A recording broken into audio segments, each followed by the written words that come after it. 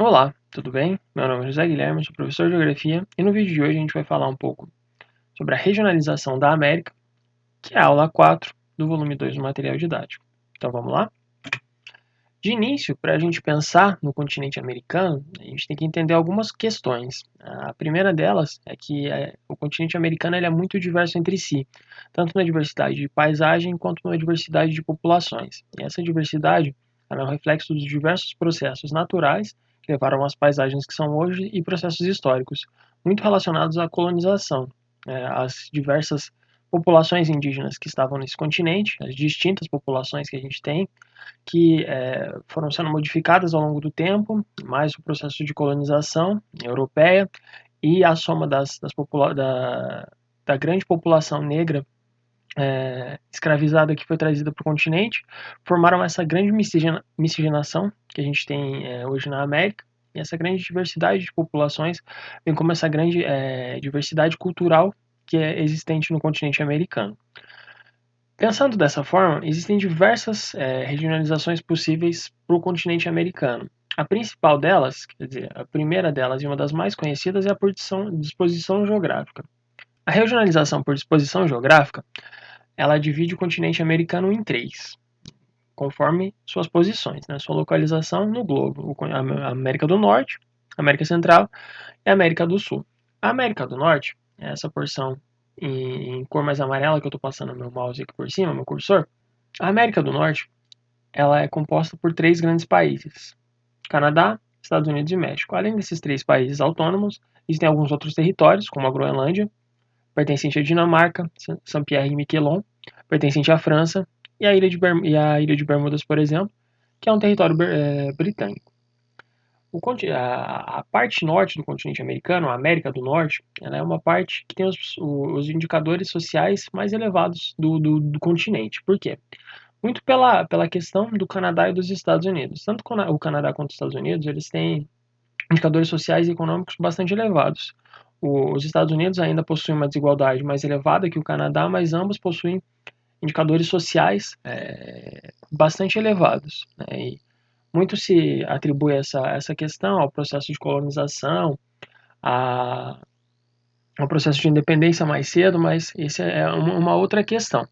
Então a gente tem esses dois grandes países, o Canadá e os Estados Unidos, com indicadores mais elevados sociais e econômicos, e o México também, que é esse país mais a sul, na América do Norte, que é um país que é muito semelhante ao Brasil no quesito de indicadores sociais e econômicos. É um país emergente também, mas que possui uma grande desigualdade, grandes aglomerados urbanos com áreas pobres no entorno, né, grandes cidades com aglomerados urbanos mais pobres, frutos também do êxodo rural, como ao redor da cidade do México, ao redor de Guadalajara. Então a gente tem esses três países, né, o Canadá e os Estados Unidos, com esses indicadores um pouco mais altos e o México um pouquinho mais baixo. Esses são os países que compõem a América do Norte. A América Central, ela é formada por diversos países, que estão localizados nessa porção do meio, entre a América do Norte e a América do Sul, que é composta por um istmo, que é essa porção aqui onde eu estou passando meu cursor, e diversas ilhas. O que é um istmo? Um istmo é uma porção que separa dois oceanos, no caso o Oceano Atlântico, esse aqui, que banha toda a porção leste do continente americano, e o Oceano Pacífico, que banha toda a porção oeste. Então, entre esses dois oceanos, a gente tem toda a América, né, e na porção central a gente tem esse istmo, né, que é isso que é a definição de istmo. Essa porção, a América Central, ela é a que tem a menor extensão do continente, ou seja, ela é menor que a América do Norte e menor que a América do Sul. Essa porção continental, né, esses países que estão aqui nessa porção, em sua maioria, eles falam espanhol. Enquanto os países, a porção insular, as ilhas, existe uma grande diversidade de idiomas. Tem países que falam espanhol também, como Cuba, República Dominicana, mas tem países que falam francês, como o Haiti, tem países que falam holandês, tem países que falam inglês como língua oficial, então tem uma grande diversidade, muito pelo processo de colonização que aconteceu nessa região. Essa porção da América é a porção que tem os indicadores sociais e econômicos mais baixos do continente e uma das porções do globo que tem os indicadores mais baixos, né? Uma porção bastante pobre.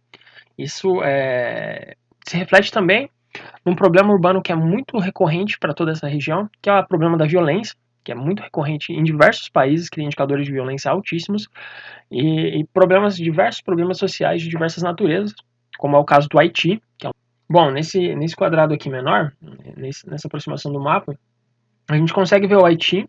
Aqui no Brasil, a gente tem uma relação mais próxima com o Haiti, por quê? O Haiti é um país que já, por diversos processos históricos, ele já era um país muito pobre, e que no início do século, no início dos anos 2000, ele passou por uma guerra civil muito forte, do qual o Brasil também teve uma participação bem importante, né, no caso da missão de pacificação da ONU, né, do envio das tropas brasileiras para essa região.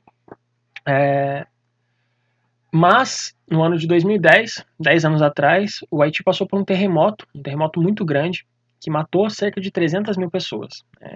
300 mil pessoas é cerca de 5%, próximo a 5% da população do país, que morreu do dia para a noite. Né? Então foi uma devastação muito grande em uma região já pobre. Isso fez com que grande parte das populações ali existentes, elas buscassem a vida fora do país. E nisso de buscar a vida fora do país, um dos locais escolhidos foi o Brasil. Então, a partir de 2010, houve uma entrada muito grande de imigrantes haitianos no Brasil, que se concentraram principalmente na região sul e sudeste, por conta de colônias pré-existentes, mas que foi notada em todo o país. Então, por conta de todas essas questões que aconteceram na região, no Haiti, a gente sentiu esse reflexo no Brasil, que foi a imigração dessas populações. Então, essa é a América Central, e a gente tem também a América do Sul, que é onde nós brasileiros nos localizamos, que ela é composta de 12 países, mais algumas possessões de países europeus, como a Guiana Francesa, que se localiza aqui, né, onde eu estou como cursor, que é um território francês na América do Sul, e algumas ilhas, como as Ilhas Falkland. Grande parte da América do Sul, dos países da América do Sul, falam espanhol, com exceção da Guiana Francesa, que fala francês, Suriname, por conta da sua colonização, fala holandês, e da Guiana, que tem como idioma oficial o inglês, além do Brasil, que a gente tem como idioma oficial o português.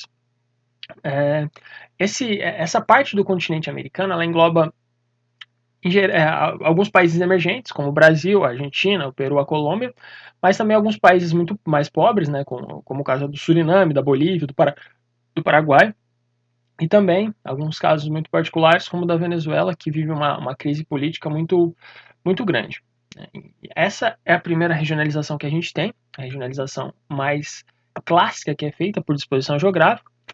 Uma segunda regionalização que é muito comumente feita é uma regionalização histórico-cultural, que ela divide a América em duas, a América anglo-saxônica e a América Latina e Caribe.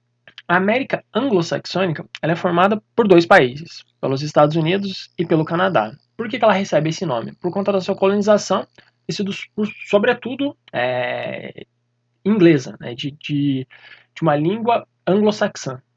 Então, dessa forma, o idioma oficial em grande parte desses dois países, dos Estados Unidos e do Canadá, ele é o inglês.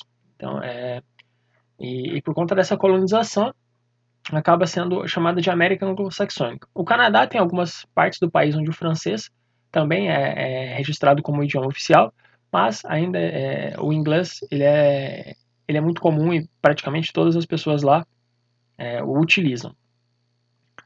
E o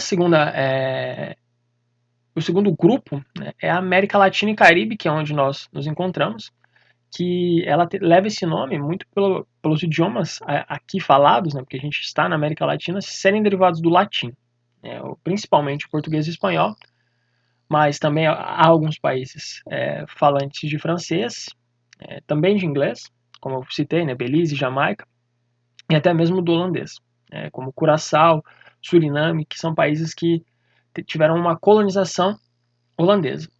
Muito por conta dos processos de urbanização tardios e acelerados que aconteceram em grande parte da América Latina, diversos dos países que aqui se encontram apresentam diversos problemas sociais na grande parte das suas cidades maiores. Esses problemas eles são passíveis de serem vistos nessas duas imagens, né? Uma imagem da esquerda, uma foto do Rio de Janeiro, e a imagem da direita, uma foto de um povoado na região de Medellín, na Colômbia, O que a gente consegue ver nessas imagens, né? Na imagem da esquerda do Rio de Janeiro, a gente consegue ver uma divisão muito nítida, né? A gente tem à direita toda essa porção, né, formada por prédios, uma região de um poder aquisitivo muito maior, enquanto à esquerda a gente tem uma comunidade, né, o que é comumente chamado de favela, né, uma comunidade onde é composta por habitações de um nível por habitações precárias muitas vezes, de um poder aquisitivo menor, né? Então, e essa é são desigualdades nítidas nessas paisagens, muito dessas cidades da América Latina, né? Aqui como o caso do Rio de Janeiro, e aqui como é o caso da região de Medellín, que a gente também consegue ver diversos povoados em áreas de encostas, né, onde são áreas bastante problemáticas, porque podem ter problemas de deslizamentos, né? Então, são áreas onde geralmente são ocupadas por populações com menor poder aquisitivo, né, populações mais vulneráveis socialmente falando. Além dessas duas regionalizações iniciais, existem algumas outras, como essas duas aqui que são mostradas nesse mapa, disponível na página 8 do material didático. A da esquerda, a gente tem a América Andina. Por que Andina? Porque é toda a porção da América que tem nela a Cordilheira dos Andes, né, que é uma grande cadeia de montanhas que se localiza na porção oeste do continente, do continente sul-americano, da porção sul do continente americano. O relevo, essa questão mais física, vai ser tema da nossa próxima aula, mas na regionalização a gente já consegue ter um reflexo dessas características físicas também, né? Aqui toda a América Andina, que é essa porção, e à direita a gente tem essa porção a sul aqui, que é a América Platina. Por que é a América Platina? Porque a gente tem os diversos países que formam a bacia do Rio da Prata e que eles eram uma parte do Uruguai, o Paraguai e a Argentina, toda um distrito único de político na época de domínio espanhol. Então era um distrito único, então acabou e tem essa questão do Rio da Prata, então acabou por receber esse nome de América Platina. Então, essas são algumas das regionalizações possíveis, também existem algumas outras, mas essas que aqui estão são as mais conhecidas e as mais comumente aplicadas. A aula de hoje foi isso. Para o próximo vídeo eu vou deixar algumas atividades para vocês. As atividades 1, 2 e 5, que estão disponíveis nas páginas 12 e 13 do material didático. A atividade 1. Quais os tipos de regionalização do continente americano, que você conheceu nesse capítulo, que foram falados nessa aula de hoje. De que forma o idioma influenciou na regionalização do continente americano. E quanto à regionalização histórico-cultural, para assinalar as alternativas corretas a respeito de todo esse processo de ocupação. Agradeço a atenção de vocês. Até a próxima.